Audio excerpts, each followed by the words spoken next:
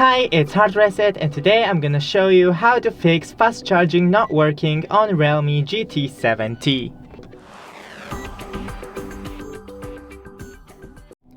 First, take your cable, and it's the best to use the cable that is original cable and original charger.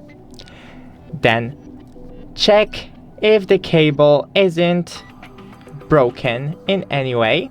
It's not, so I'm gonna plug it back in. Then go into your phone and check for updates. So in settings, scroll down to system and update, software update, and wait for it. If you have any update, then just download it right here. You can check the port and clean it if it's dusty, but not with a metallic tool, remember that.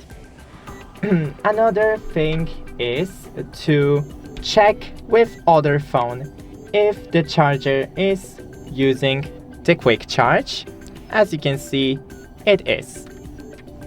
So that's it. Don't forget to leave a like and see you in the next one.